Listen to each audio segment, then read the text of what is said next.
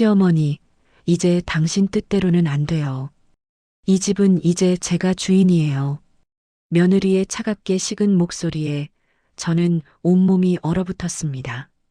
며느리의 눈빛에는 제가 한 번도 본 적 없는 차가운 빛이 서려 있었습니다. 지은아, 내가 지금 무슨 말을, 딱 기다리세요. 곧 알게 될 테니까요. 며느리가 비웃듯 웃으며 돌아섰습니다. 그 순간 저는 알았습니다. 뭔가 큰일이 벌어지고 있다는 것을. 여러분, 가족이라고 믿었던 사람이 사실은 전혀 다른 얼굴을 가지고 있다면 어떨까요? 6년을 함께 살아온 며느리가 알고 보니 처음부터 우리 가족을 파괴하려는 계획을 세우고 있었다면 오늘 제가 들려드릴 이야기는 그저 평범한 고부 갈등이 아닙니다. 이건 한 며느리의 치밀한 계략과 그로 인해 완전히 무너질 뻔한 가족의 이야기입니다. 그리고 그 끝에서 저는 결국 울었습니다. 하지만 그게 슬픔의 눈물이었을까요? 분노의 눈물이었을까요? 아니면 전혀 다른 이유였을까요? 끝까지 들어주신다면 여러분도 충격을 받으실 겁니다. 구독 버튼 꾹 눌러주시고 좋아요로 응원해주세요. 그럼 지금부터 시작하겠습니다. 제 이름은 박순자, 올해 69입니다. 경상도 작은 시골 마을에서 평생을 살아온 평범한 여자입니다. 남편 이병수와 저는 손에 흙을 묻히며 하나뿐인 아들 준호를 키웠습니다. 아들은 서울대를 나와 대기업에 취직했습니다. 우리 부부의 자랑이었죠. 그리고 아들이 30이 되던 해 전화가 왔습니다. 엄마, 나 결혼하려고. 다음 주에 데리고 갈게. 가슴이 두근거렸습니다. 설렘 반, 불안 반이었습니다. 다음 주 토요일 아들이 그녀를 데리고 왔습니다. 어머니, 아버지, 안녕하세요. 저는 정지은이라고 합니다. 28살의 며느리는 완벽했습니다. 단정한 옷차림, 공손한 말투, 밝은 미소. 명품 가방을 들었지만 과하지 않았고 화장은 연했지만 세련됐습니다. 어서 와요, 지은 씨. 많이 힘들었지? 아니에요, 어머니. 준호 오빠가 잘 데려다 줬어요. 며느리는 제 손을 두 손으로 감싸 쥐었습니다. 따뜻했습니다. 점심을 먹을 때도 며느리는 완벽했습니다. 어머니, 된장찌개 정말 맛있어요. 저희 엄마 솜씨보다 낫네요. 정말? 다행이다. 더 먹어라. 네, 어머니. 김치도 정말 맛있어요. 혹시 담그는 법 배울 수 있을까요? 며느리의 말에 저는 기분이 좋아졌습니다. 서울 애인데 시골 음식을 좋아해 주다니. 그럼 엄마가 다 알려줄게. 식사 후 며느리는 설거지를 자청했습니다. 어머니, 제가 할게요. 앉아 계세요. 아이고, 손님이 무슨 설거지를. 손님이 아니라 곧 가족이 될 사람인데요. 당연히 제가 해야죠. 며느리의 모습을 보며 남편이 제게 속삭였습니다. 여보, 저 애 괜찮은데? 참 착하네. 그러게요. 우리 복 받은 것 같네요. 하지만 저는 몰랐습니다. 그게 전부 연기였다는 것을. 결혼 준비는 순조로웠습니다. 며느리는 모든 면에서 완벽했습니다. 어머니, 예단은 어머니 뜻대로 하세요. 저는 괜찮아요. 어머니, 하객수도 어머니께서 결정하세요. 어머니, 패백 음식도 어머니가 준비해 주시면 감사하겠어요. 너무 순종적이어서 오히려 걱정될 정도였습니다. 지은아, 너무 우리 맞춰주지 마. 내 의견도 말해봐. 아니에요, 어머니. 전 괜찮아요. 어머니가 경험이 많으시니까 어머니 뜻대로 하는 게 맞아요. 결혼식 날 며느리는 천사 같았습니다. 양가 부모님께 절하는 모습이 얼마나 아름답던지. 어머님, 아버님 잘 모시겠습니다. 며느리의 목소리에는 진심이 담겨 있었습니다. 아니, 그렇게 보였습니다. 신혼여행을 다녀온 후 아들 부부는 서울에서 신혼살림을 차렸습니다. 엄마, 우리 주말에 자주 내려갈게. 그래, 준호야. 근데 너무 무리하지 마라. 괜찮아, 엄마. 지은이도 시골이 좋대. 정말 그랬습니다. 처음 6개월 동안 며느리는 거의 매주 시골에 내려왔습니다. 어머니, 보고 싶었어요. 지은아, 왜 이렇게 자주 와? 힘들잖아. 아니에요, 어머니. 서울보다 여기가 더 좋아요. 공기도 좋고, 어머니도 계시고, 며느리는 집안일도 도와주고, 텃밭일도 거들었습니다. 완벽한 며느리였습니다. 하지만 그때 저는 몰랐습니다. 며느리가 무언가를 준비하고 있다는 것을. 결혼 1년 후 남편이 쓰러졌습니다. 뇌경색이었습니다. 아들에게 전화하자마자 아들 부부가 달려왔습니다. 아버님, 괜찮으세요? 며느리는 병원에서 밤을 새우며 남편을 간병했습니다. 저보다 더 정성스럽게. 어머니, 주무세요. 제가 아버님 볼게요. 아니야, 지은아. 내가 힘들잖아. 아니에요, 어머니. 이럴 때 제가 도와야죠. 퇴원하는 날 며느리가 먼저 제안했습니다. 어머니, 저희가 시골로 내려와서 살면 어떨까요? 뭐, 너희가? 네. 아버님 혼자 계시면 위험하잖아요. 저희가 모셔야죠. 아들도 동의했습니다. 엄마, 나도 그게 좋을 것 같아. 회사 그만두고 시골에서 사업 하나 할게. 근데 지은이 직장은? 재택근무 가능해요, 어머니. 걱정 마세요. 며느리의 미소는 여전히 따뜻했습니다. 우리 며느리 정말 효녀구나. 저는 그렇게 생각했습니다. 하지만 그게 함정이었습니다. 며느리와 함께 살기 시작한 첫 6개월은 꿈만 같았습니다. 어머니, 아침 드세요. 제가 준비했어요. 며느리는 매일 아침 일찍 일어나 아침을 차렸습니다. 어머니, 오늘 병원 가시는 날이죠? 제가 모셔다 드릴게요. 남편 병원 일정도 며느리가 챙겼습니다. 어머니, 이거 드세요. 몸에 좋다고 해서 사왔어요. 건강식품, 보약, 영양제. 며느리는 끊임없이 저희를 챙겼습니다. 마을 사람들이 부러워했습니다. 순자야, 며느리 복 터졌다. 저런 며느리 어디서 구했어? 그러게 말이요. 우리 지은이가 참 착해요. 하지만 이상한 점들이 하나둘씩 보이기 시작했습니다. 어느 날 며느리가 제 방을 청소하다가 서랍을 뒤적이는 걸 봤습니다. 지은아, 뭐 찾아? 며느리는 화들짝 놀라며 돌아섰습니다. 아, 어머니, 깜짝이야. 그냥 청소하다가 먼지가 있을 것 같아서요. 그래, 고마워. 하지만 뭔가 이상했습니다. 며느리의 눈빛이 한순간 흔들렸으니까요. 또 다른 날 며느리가 남편과 제 통장을 들고 있는 걸 봤습니다. 지은아, 그거 왜 가지고 있어? 아, 이거요? 어머니, 제가 돈 관리 좀 도와드릴까 해서요. 어머니, 아버님 연세도 있으시고 요즘은 금융사기도 많잖아요. 그래, 근데 괜찮아. 엄마가 할 수 있어. 어머니, 제가 도와드리고 싶어요. 은행 업무도 복잡하시잖아요. 며느리의 미소는 여전히 밝았지만 왠지 모를 불안감이 엄습했습니다. 며느리가 임신했다는 소식이 들려왔습니다. 어머니, 제가 임신했어요. 정말? 축하해, 지은아. 저는 너무 기뻐서 며느리를 껴안았습니다. 그런데 그날 이후로 며느리가 조금씩 달라지기 시작했습니다. 어머니, 저 입덧이 심해서 방에서 좀 쉴게요. 며느리는 하루 종일 방에만 있었습니다. 아침 준비도 집안일도 이제는 제 몫이 됐습니다. 지은아, 괜찮아?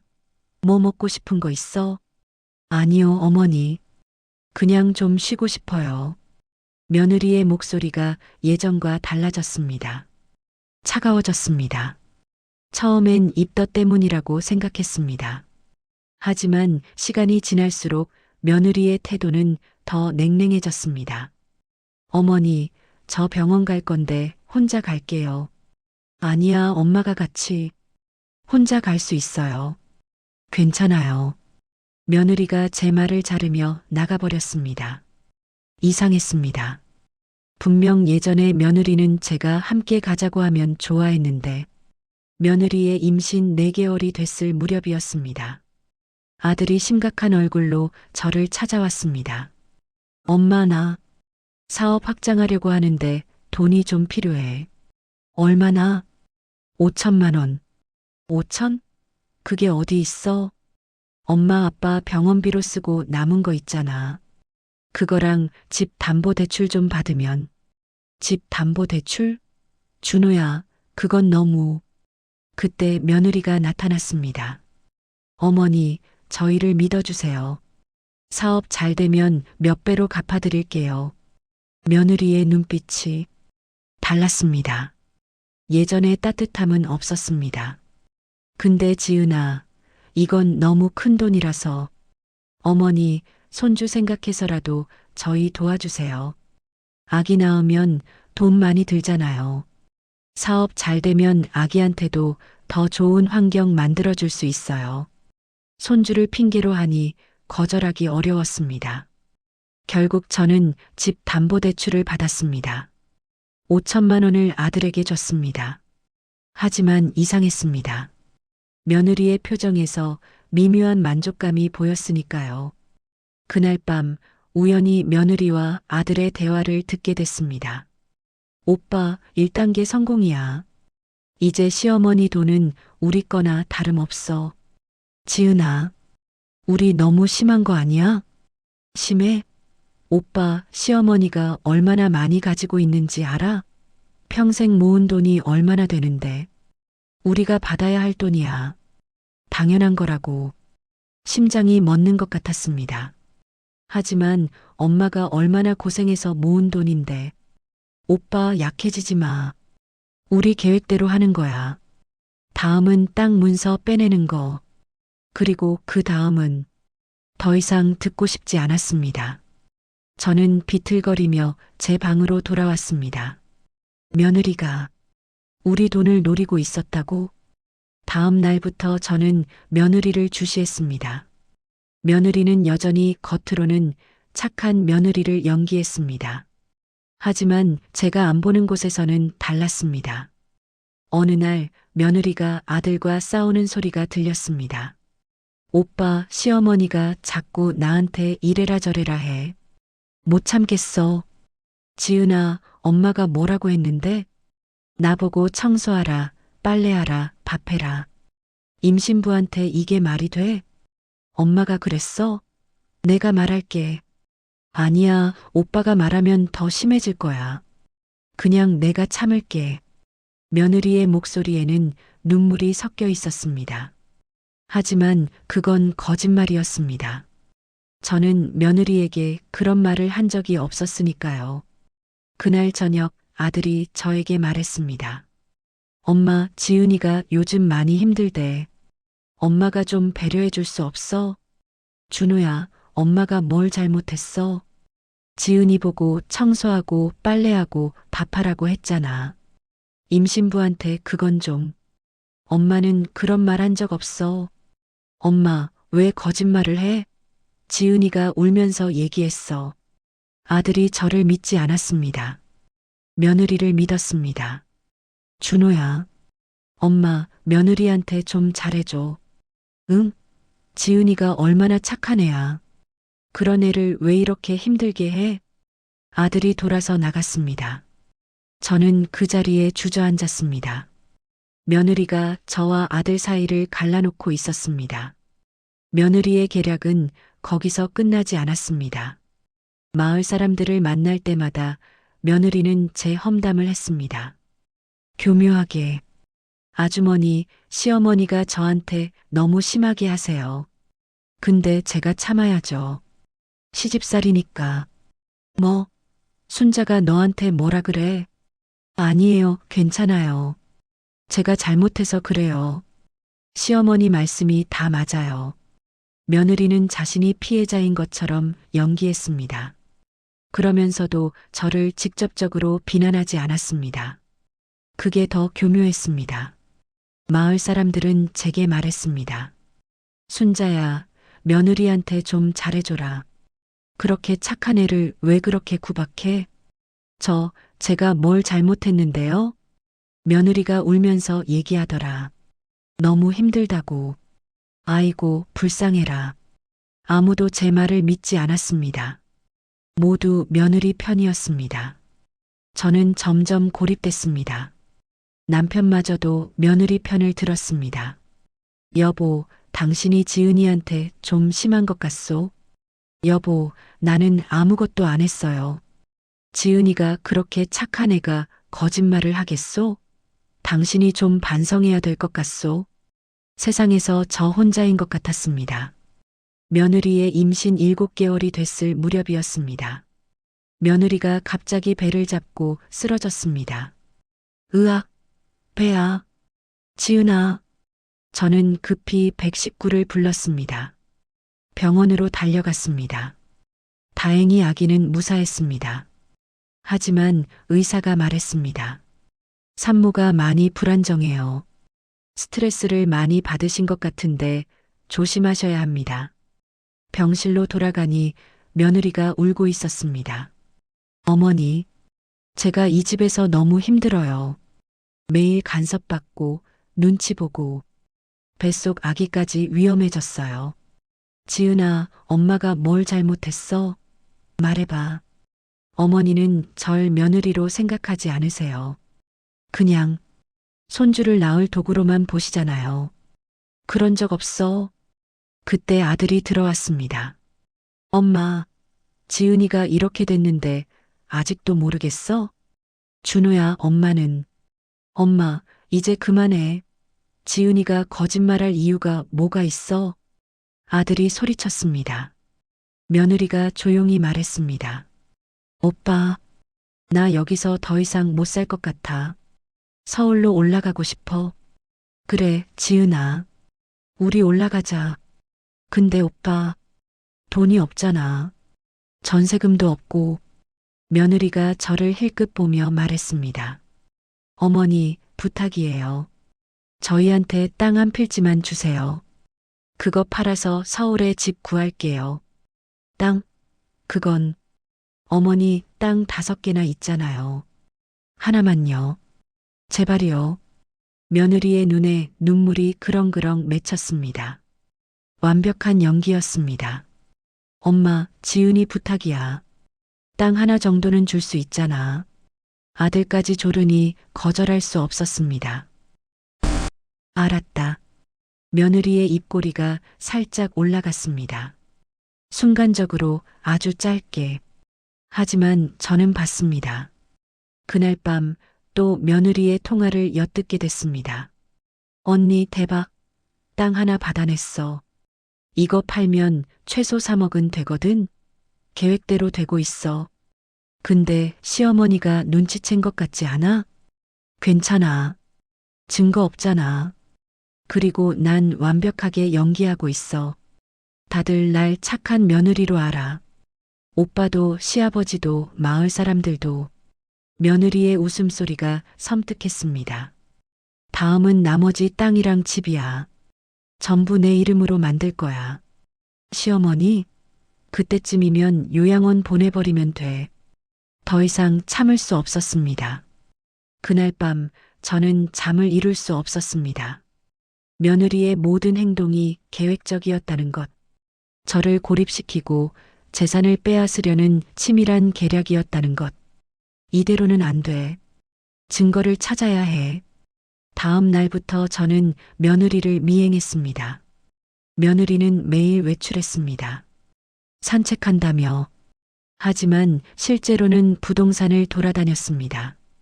저는 몰래 따라가서 며느리가 우리 땅 시세를 알아보는 걸 목격했습니다.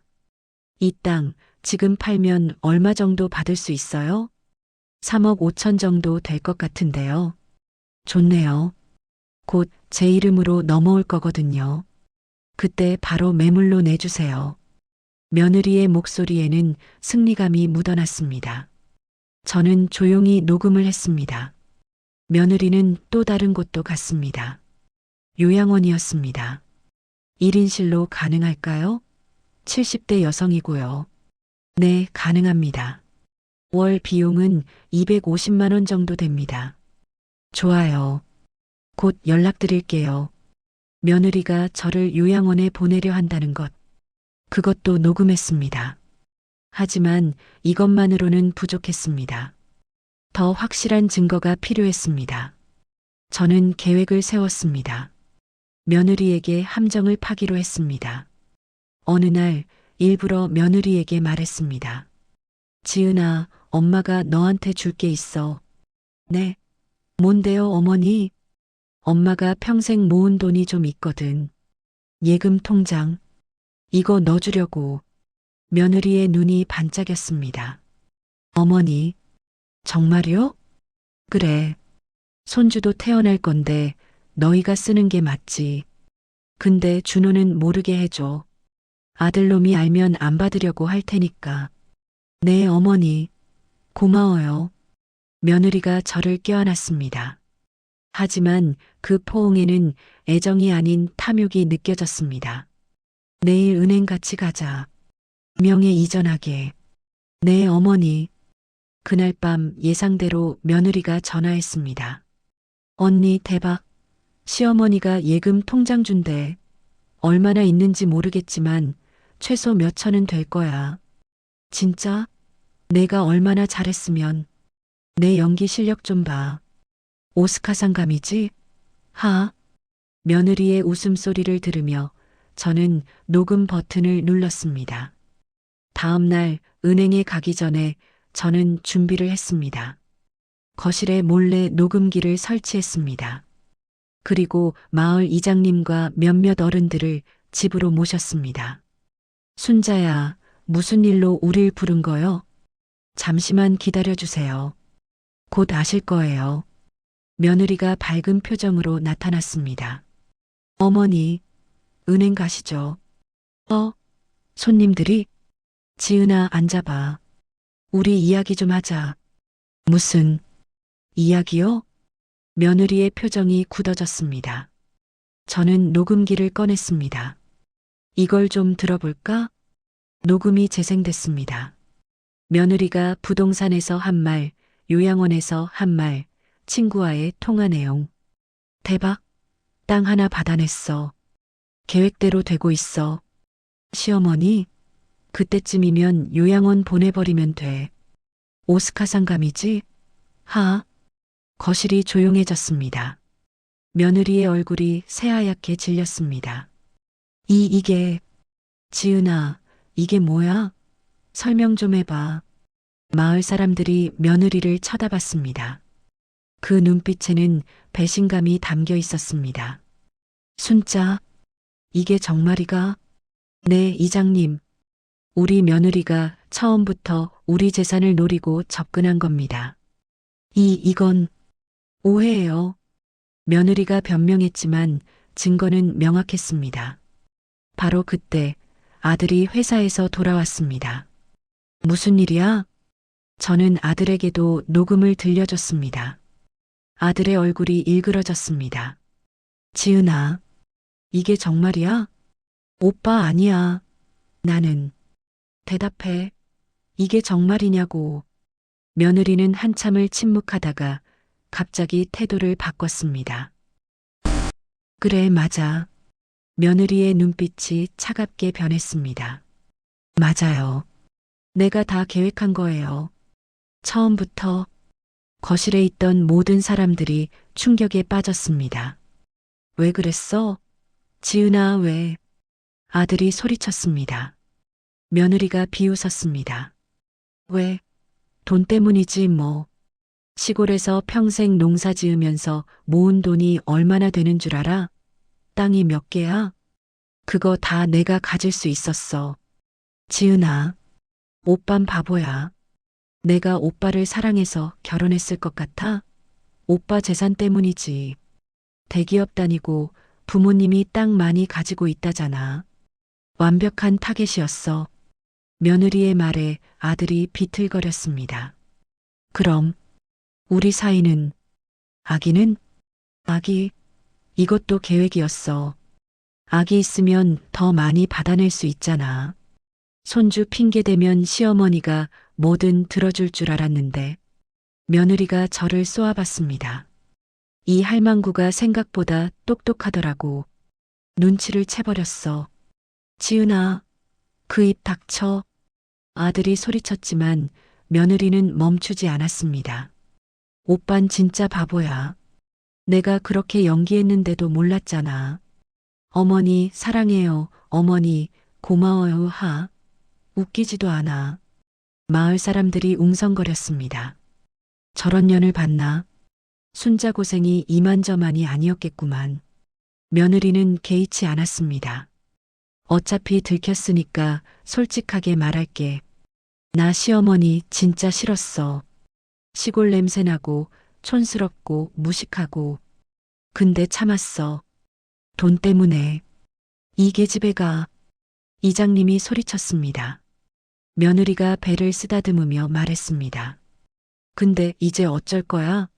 난 임신부고 뱃속에 너희 손주 있어. 날 어떻게 할 수 없을걸? 그 순간 저는 조용히 말했습니다. 지은아, 그 아기. 정말 우리 손주 맞니? 며느리의 얼굴이 굳어졌습니다. 뭔 소리야? 며느리의 목소리가 떨렸습니다. 저는 또 다른 녹음을 재생했습니다. 이틀 전 며느리가 친구와 한 통화였습니다. 언니, 나 진짜 걱정돼. 만약에 나중에 DNA 검사라도 하면 어떡해? 괜찮아. 준호 아기라고 우겨. 증거 없잖아. 그래도 진짜 아빠가 민준이라는 거 들키면. 녹음이 끝났습니다. 아들이 며느리를 돌아봤습니다. 얼굴이 창백했습니다. 지은아, 그게 무슨 소리야? 며느리는 입술을 깨물었습니다. 대답해. 그 아기가 내 아기가 아니라는 거야? 50% 확률이야. 내가 오빠랑 결혼하기 전부터 만나던 남자가 있었어. 민준이. 그 사람이랑도 관계가 있었어.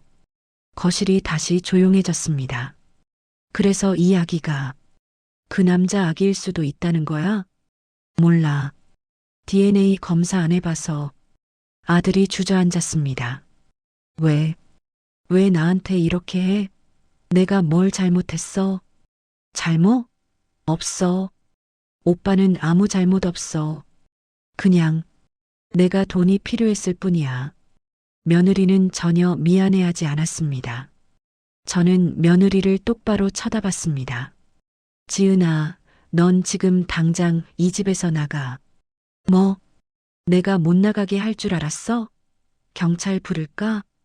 며느리의 얼굴이 일그러졌습니다. 좋아. 나갈게. 어차피 이 집 지겨웠어. 며느리는 짐을 싸기 시작했습니다. 근데 위자료는 받을 거야. 아기도 있고 나 임신부잖아. 최소 5천은 줘야 할걸. 한 푼도 못 줘. 재판해봐. 내가 이기니까. 며느리는 비웃으며 집을 나갔습니다.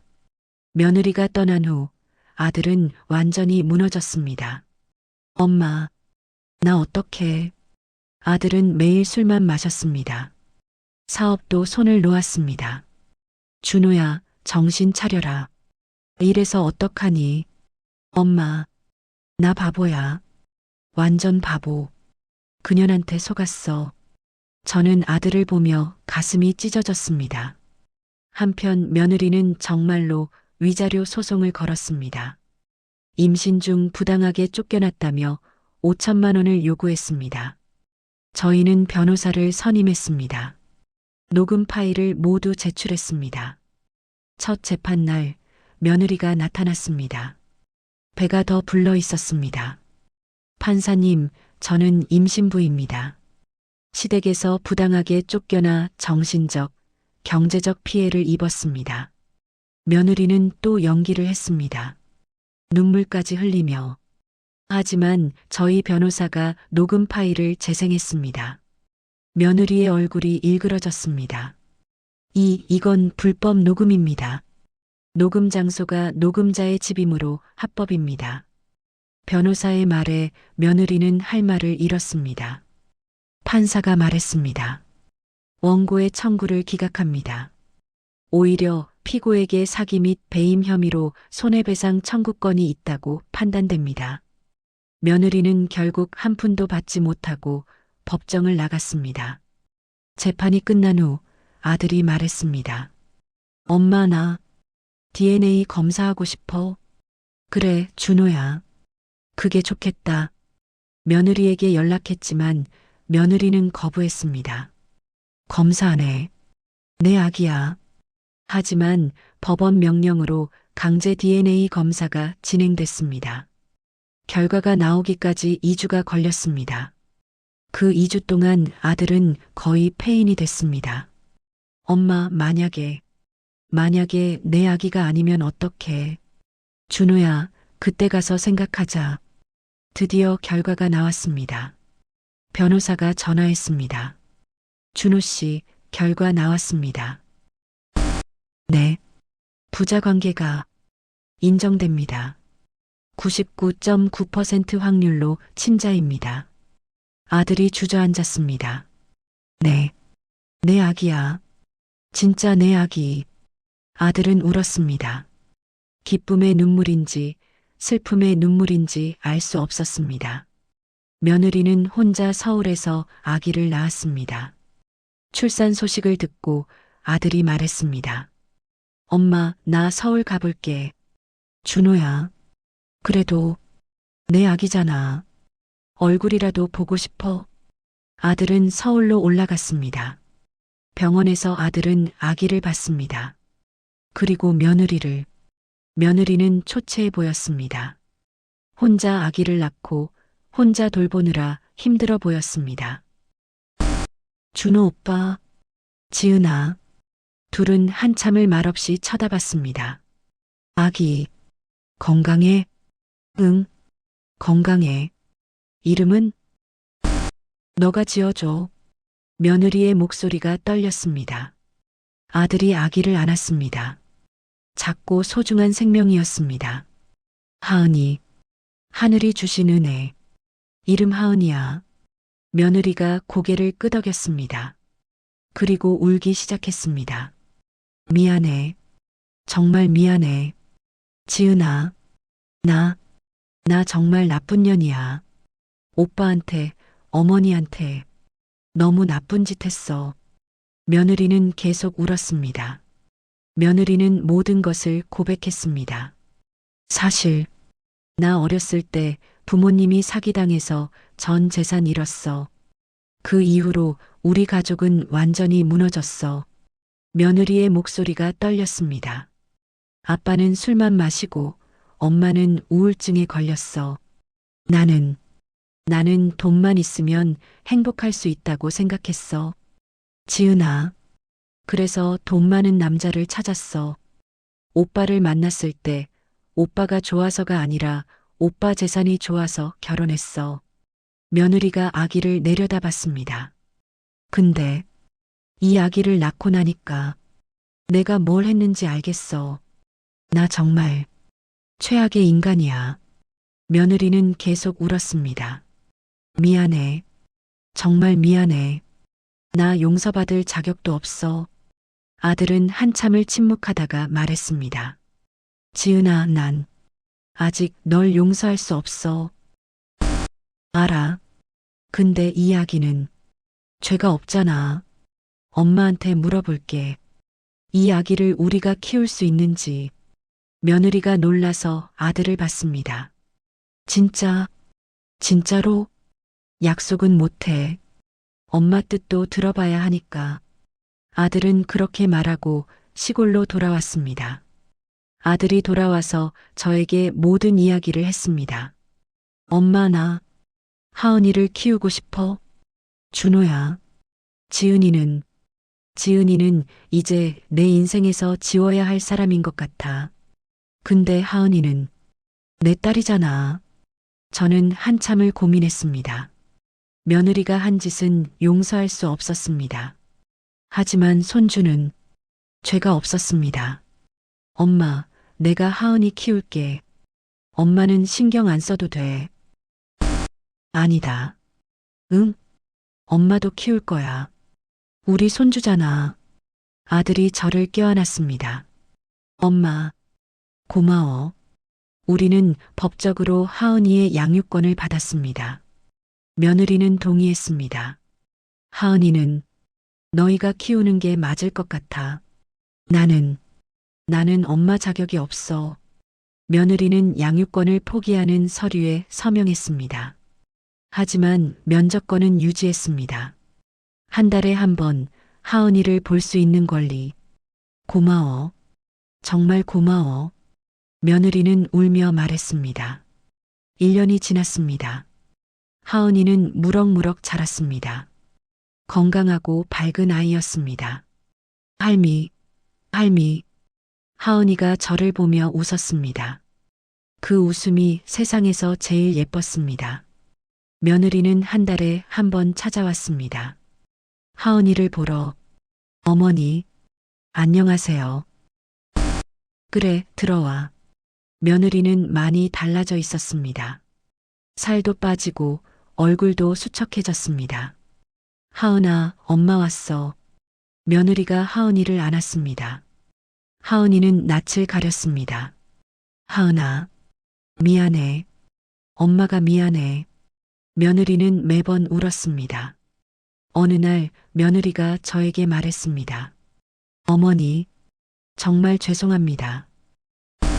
제가 정말 나쁜 짓을 했어요. 변명의 여지가 없어요. 며느리가 무릎을 꿇었습니다. 어머니, 용서해달라고 말씀드릴 자격도 없는 거 알아요. 근데 그래도 말씀드리고 싶어요. 정말 죄송합니다. 며느리는 바닥에 이마를 대고 울었습니다. 저는 한참을 며느리를 내려다봤습니다. 일어나. 어머니, 일어나라고. 며느리가 일어났습니다. 지은아, 난 내가 한 짓을 용서할 수 없어. 네. 하지만 저는 하은이를 봤습니다. 이 아기 때문에 너를 완전히 미워할 수는 없구나. 며느리가 고개를 들었습니다. 하은이는 내가 낳은 아기야. 그 사실은 변하지 않아. 어머니, 그래서 내가 결심했어. 너한테 기회를 주기로. 며느리의 눈이 커졌습니다. 정말요? 하지만 조건이 있어. 네, 뭐든지 하겠습니다. 첫째, 너는 지금부터 성실하게 살아야 해. 일도 열심히 하고 돈도 정직하게 벌고. 네. 둘째, 하은이한테 좋은 엄마가 되기 위해 노력해야 해. 지금은 아니더라도 언젠가는. 네. 꼭 그렇게 하겠습니다. 셋째, 저는 며느리를 똑바로 쳐다봤습니다. 엄마한테 진심으로 사과하는 법을 배워라. 말로만이 아니라 행동으로. 며느리가 고개를 끄덕였습니다. 네, 어머니. 평생 속죄하며 살겠습니다. 그 후로 며느리는 정말 달라졌습니다. 일을 3개나 했습니다. 낮에는 회사에서 일하고 저녁에는 편의점 알바, 주말에는 카페에서 일했습니다. 어머니, 이번 달 생활비입니다. 며느리는 매달 50만 원씩 저희에게 보냈습니다. 하은이 양육비라며. 지은아, 이건 너 쓰라고. 아니요, 어머니. 제가 하은이 엄마잖아요. 당연히 제가 부담해야죠. 며느리는 또 하은이를 위해 선물을 사왔습니다. 비싼 게 아니라 손수 만든 것들이었습니다. 하은아, 엄마가 이거 만들었어. 인형이야. 서툴게 만든 인형이었지만 정성이 가득했습니다. 저는 며느리를 보며 생각했습니다. 사람이 정말 변할 수 있구나. 하지만 아들은 여전히 며느리를 용서하지 못했습니다. 엄마, 나 지은이 얼굴 보기 싫어. 준호야. 지은이가 아무리 변했다고 해도 날 속인 건 사실이잖아. 그걸 어떻게 용서해? 아들의 상처는 깊었습니다. 어느 날 며느리가 찾아왔을 때 아들과 마주쳤습니다. 준호 오빠. 아들은 며느리를 외면했습니다. 오빠 나 정말 미안해. 미안하다고 다야? 넌 내 인생을 망쳤어. 알아. 나 정말 나쁜 년이야. 근데 며느리가 눈물을 흘렸습니다. 나 진짜 변하고 싶어. 다시 시작하고 싶어. 다시 시작? 우리가? 아니, 그런 게 아니라 나 자신을 다시 시작하고 싶다는 거야. 며느리는 계속 울었습니다. 아들은 한참을 며느리를 보다가 돌아섰습니다. 잘 살아. 그게 아들이 며느리에게 한 마지막 말이었습니다. 6개월 후 며느리에게서 편지가 왔습니다. 어머니께 그동안 안녕하셨어요? 저는 요즘 상담 치료를 받고 있어요. 제가 왜 그렇게 살았는지, 왜 돈에 집착했는지 이해하려고 노력하고 있어요. 상담 선생님이 그러시더라고요. 제가 어렸을 때 받은 상처 때문에 잘못된 방식으로 살아왔다고. 하지만 그게 변명이 될 수는 없죠. 제가 어머니와 준호 오빠, 그리고 아버님께 한 짓은 정말 용서받을 수 없는 일이에요. 하지만 저는 포기하지 않을 거예요. 하은이한테 부끄럽지 않은 엄마가 되기 위해 계속 노력할 거예요. 어머니, 감사합니다. 저 같은 인간한테 기회를 주셔서 언젠가는 어머니께 진심으로 용서받을 수 있는 사람이 되고 싶어요. 사랑합니다, 어머니. 지은 올림. 편지를 읽으며 저는 울었습니다. 며느리가 정말 변하고 있었습니다. 2년이 지났습니다. 하은이는 새 돌이 됐습니다. 건강하고 밝은 아이로 자랐습니다. 며느리는 여전히 한 달에 한 번 찾아왔습니다. 하은이를 보러. 그런데 이번에는 뭔가 달랐습니다. 어머니, 소개할 사람이 있어요. 며느리 옆에 남자가 서 있었습니다. 안녕하세요. 저는 김민수라고 합니다. 누구세요? 저는 지은 씨의 상담 선생님이었고 지금은 지은 씨를 좋아하는 사람입니다. 며느리가 수줍게 웃었습니다. 어머니, 민수 씨가 저한테 고백했어요. 근데 어머니께 먼저 말씀드리고 싶었어요. 그래. 네. 어머니 허락 없이는 아무것도 하고 싶지 않아요. 며느리의 눈빛은 진심이었습니다. 민수 씨는 제 과거를 다 알아요. 제가 어머니께 한 짓, 준호 오빠한테 한 짓, 다 알고도 저를 받아주겠다고 했어요. 김민수가 고개를 숙였습니다. 어머님, 지은 씨가 과거에 잘못한 건 알고 있습니다. 하지만 지금은 정말 열심히 변하려고 노력하고 있어요. 저는 그런 지은 씨를 돕고 싶습니다. 저는 한참을 둘을 쳐다봤습니다. 지은아, 너 행복할 수 있겠어? 모르겠어요. 근데 행복해지고 싶어요. 그리고 하은이한테 행복한 엄마 모습 보여주고 싶어요. 저는 고개를 끄덕였습니다. 그래, 행복하렴. 며느리가 저를 껴안았습니다. 어머니, 고마워요. 정말 고마워요. 며느리는 1년 후 김민수와 결혼했습니다. 조촐한 결혼식이었습니다. 하객도 많지 않았습니다. 하지만 며느리는 행복해 보였습니다. 어머니, 와주셔서 감사합니다. 그래, 축하한다. 아들도 왔습니다. 하은이를 데리고 며느리와 아들은 짧게 눈인사를 나눴습니다. 축하해. 고마워. 그게 둘의 마지막 대화였습니다. 하지만 그것으로 충분했습니다. 결혼식이 끝난 후 며느리가 저에게 말했습니다. 어머니, 제가 평생 어머니께 빚진 사람으로 살겠습니다. 아니야, 지은아. 네. 너는 이제 내 인생을 살아야 해. 과거에 매여 살지 말고. 하지만 하은이한테 좋은 엄마가 되렴. 그게 엄마가 바라는 거야. 며느리가 울었습니다. 어머니, 사랑해요. 엄마도, 엄마도 사랑한다, 지은아. 저는 처음으로 진심으로 며느리를 안았습니다. 그로부터 4년이 지났습니다. 하은이는 이제 7살이 됐습니다. 초등학교 입학을 앞두고 있습니다. 며느리는 새 남편과 행복하게 살고 있습니다. 그리고 여전히 한 달에 한 번 하은이를 보러 옵니다. 하은아, 엄마 왔어. 엄마. 하은이는 이제 며느리를 엄마라고 부릅니다. 며느리가 노력한 결과였습니다. 엄마, 나 학교 가.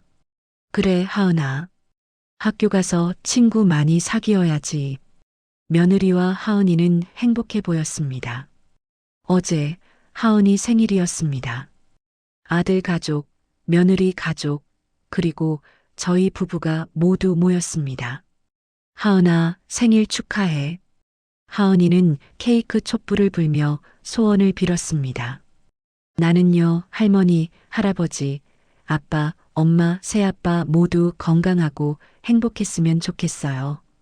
그 말을 듣는 순간 저는 눈물이 왈칵 쏟아졌습니다. 며느리도 울고 있었습니다. 아들도 남편도 며느리의 새 남편도 모두 눈시울을 붉혔습니다. 할머니, 왜 울어요? 아니야, 하은아. 할머니는 너무 행복해서 우는 거야. 정말이었습니다. 저는 행복해서 울고 있었습니다. 며느리 때문에 갈라질 뻔했던 우리 가족. 하지만 이제는 더 넓어졌습니다. 며느리의 새 가족까지 포함해서 완벽하지는 않습니다. 여전히 어색한 순간들도 있습니다.